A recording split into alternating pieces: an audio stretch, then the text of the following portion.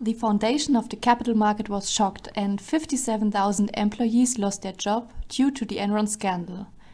Enron was a widely successful energy and financial future trader.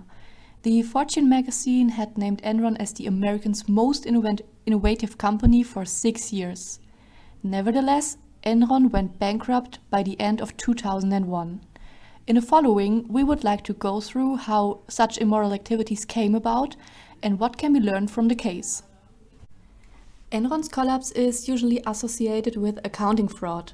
However, there are other factors that have intensified this crisis. We have clustered these facts into 4 categories, and in the following we will briefly discuss each point in more detail. Everything started in 1997 with the creation of 3,500 letterbox companies. With this, a complex series of transactions started that enabled Enron to hide their debts. A fortune story calls Enron a company that is piling on debt while keeping the Wall Street in the dark. In response, the company has been caught in the crossfire for the first time. Arthur Andersen, the accounting firm, knew about this fraud but did not initially act on it, as it sold Enron consulting services. In October 2001, Arthur Andersen even destroyed all evidence pointing to Enron's dubious dealings. Directly afterwards, Enron laid open its books and reported a third quarter loss of $638 million, a $1 billion reduction in shareholder value, and a $500 million in losses from the letterbox companies. In response to the announcements, the share price fell from temporary $90 to less than $1. The overall consequence was that Enron had to file for bankruptcy on the 2nd December in 2001. So the second point that led to Enron's downfall was the manipulation. Enron CEO Lay was politically engaged by making donations to ensure the political influence, meaning he supported George W. Bush as the governor of Texas, which allowed him to contribute to the deregulation of the energy market. This later on offered new opportunities for Enron and made the price manipulation possible, which I will refer to in a second. He was also the solely manager of an electricity company to talk with the vice president about lawmaking in the energy market, as well as to influence the selection of employees of the electricity regulator with the goal to foster the company's influential relationships. So the next point is about the price manipulation. Enron used forward contracts to increase the electricity price for households in California, meaning that the price increased from 3 cents to 33 cents per kilowatt and was then justified by Enron by pretending power shortages to give the impression of electricity bottlenecks. Due to that, Enron's wealth began to grow massively, as you will see on the graph of the next slide. So the next point is about management decisions. On the one hand, we have economically wrong decisions in which Enron engaged in projects where some of them were deemed to be unprofitable beforehand. I'd like to emphasize the power plant in India, whose construction was followed by protests of the Indian population. These protests have then been suppressed by the police violently after, and this is told by human rights groups, the police had been paid by Enron. India then cancelled the contract with Enron to obtain electricity and had to make a compensation payment. On the other hand, we have management decisions concerning their employees. So when the bankruptcy became foreseeable due to the fraud, the top executives of Enron began to sell their stocks. As this invoked the stock prices to fall, the CEO told its employees, "Talk up the stock, the company is fundamentally sound." The employees were also forced to invest in Enron stocks according to their retirement plan. As soon as the fall of the stock price could not be justified by the CEO anymore, Enron forbade its employees to sell shares except for the top managers. To give an impression of the stock's loss, you can take a look on the graph in the upper right, showing the stock performance of Enron's last years. The corporate culture was determined by a so-called rank and yank system. Every 6 months, 15% of all employees were ranked in the lowest category, and then they had a few weeks to find another position or be let go. The system, of course, encouraged a strong internal competition among employees and a suppression of opinion. The consequence was that employees were afraid of questioning unethical practices of the management, of fear of losing their jobs. Instead, they have built up an extreme loyalty to the management. This competitive and result-driven culture has definitely intensified the extent of the crisis. The consequences of the scandal were the following. Enron's price manipulation contributed to the energy crisis, which required the state to help monetarily. The bankruptcy took jobs of 57,000 employees and destroyed pension plans worth $2 billion. The corresponding huge stock losses were followed by mistrust of investors toward the capital market. Furthermore, other stakeholders were also affected, like banks that had not recovered their loan repayments. So in the following part of our presentation, we will discuss what actions of Enron's management were unethical and what made them act this way. Our analysis led to 6 points of unethical behavior where the management actions can be assigned to. The first point in the upper is the abuse of power, by forbidding employees to sell shares while the top executives were able to sell their own ones, but also the exaggerated rank-and-yang system to make employees submissive to proceed with the fraud.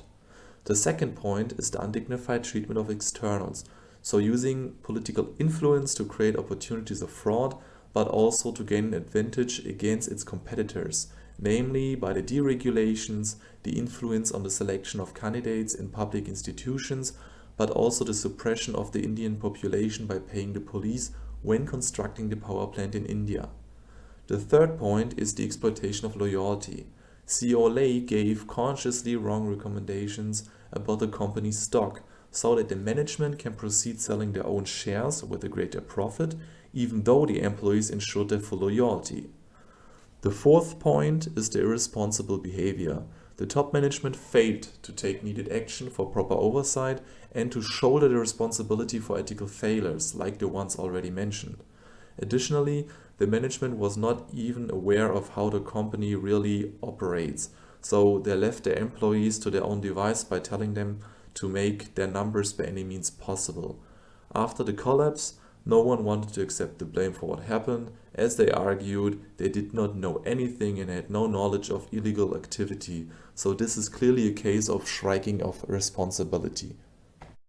The next point is about lying and cheating. So on the one hand, we have the use of letterbox companies to reveal wrong numbers about the company's operating results to consciously evoke a wrong impression of the company for all stakeholders, but also the exploit of deregulations to manipulate the price for electricity in California in order to make profit at the expense of others, namely the state and also the households.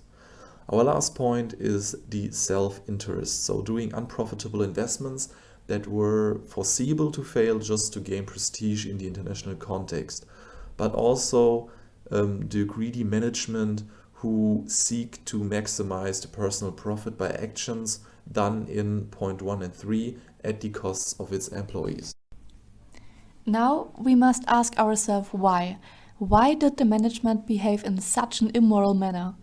The first explanation refers to the economic rationality. The CFO's quote described this dimension very well. He said, "When I was working for Enron, I was kind of hero because I helped the company make its numbers every quarter." This goes also back to Friedman's statement that the only responsibility of a business is to increase its profits. He thought he was doing the right thing because he helped the company to provide the best balance sheet, the highest profits and the best share price. Of course, the management did not only want to do something good for the company. Especially in higher management levels, they backed very high bonus payments, which of course were also strong temptations for immoral actions. The second category are legal rules. The quote from the CFO is again very helpful in understanding their behavior. "When I was initially charged," he said, "I still thought I was not guilty because I had followed the rules." He thought he was doing the right thing because he didn't break any rules or laws. The third category is business culture and tradition. The culture that had ruled the USA at the time, and still does to some extent, was characterized by short-termism, blind loyalty, risk-taking, individualism, and prestige. Business is seen as strictly professional, with little association to one's personal life. The management thought they were doing the right thing by mirroring the culture tradition to their business and by behaving like other companies. It should also be noted that accounting fraud was not unusual at the time. Enron was by far not the only company to record profits through fraud. However, the question of what is the right thing to do is a unique perspective, and this perspective is independent of what is economic rational, legal, and traditionally accepted. To prevent other companies of making mistakes like Enron, we have derived implications and lessons learned from the case. Let us come to the point, what lessons can be learned from the Enron case? We should always bear in mind that company's first goal is to make profit to fulfill the expectations of its shareholders.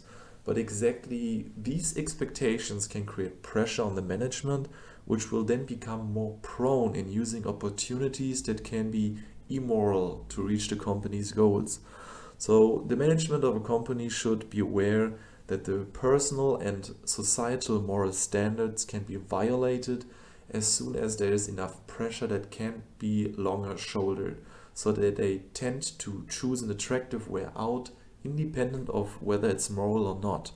In order to prevent such temptations, each company should define a clear code of ethics about how the company should be led, so we are setting boundaries on management actions. The second lesson ties on the first one, by making the management conscious about the fact that the Western business culture till now always expected short-term goals to be fulfilled. As we live in a dynamical world, managers can only give their best to reach the goals, but should also be aware that unless they will not be able to control every process in the market, things might develop wrong. So management has to learn to deal with those expectations that might not always be fulfilled and instead focus on realistic, defined, or let's say fair long-term goals. But this requires a high transparency to communicate its stakeholder that the management is always giving its best in fulfilling their interests with their actions. Our third lesson is do not trust and follow people blindly. There are and will always be people with different perceptions of what is moral or not, and this will be reflected by their actions. Every employee should be therefore aware that the management's interests can deviate from a company's goal for selfish purposes like prestige or greed at Enron, and should thus keep a sense of skepticism regarding the management's actions or recommendations, as this could lead to an atmosphere where each of a management's action is directly scrutinized or maybe even falsely deemed by its employees. The management should engage in creating a supervisory authority to protect stakeholder on a moral and legal base, to prevent such situations and to show the employees that they can be trusted.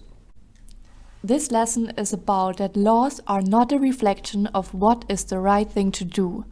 You should be aware that laws are not a basis of argumentation to explain and justify moral or immoral actions.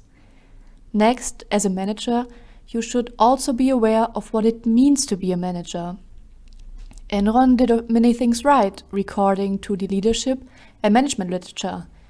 Lay and the other bosses had a clear vision, and they fostered a high degree of creativity and innovation. However, being a manager is not all about power, recognition, and a vision. As a manager, you have responsibility, in fact, for a broader society. And as the famous saying goes, of great power follows great responsibility. And this should be more a guiding principle than a saying for every manager. The last lesson is that you should give your employees a voice, even at lower levels, and respond to their concerns and doubts. No manager is perfect, and no one can do the right thing all the time. However, management's mistakes can be corrected by giving employees the opportunity to question a company's tactics and to confront the management with moral failures without being punished. In summary, every decision and every action should be considered morally beforehand. At the end of the day, honesty wins. The CFO also recognized this as he said, "The question I should have asked is not what is the rule, but what is the principle." But unfortunately, he didn't realize it until it was too late.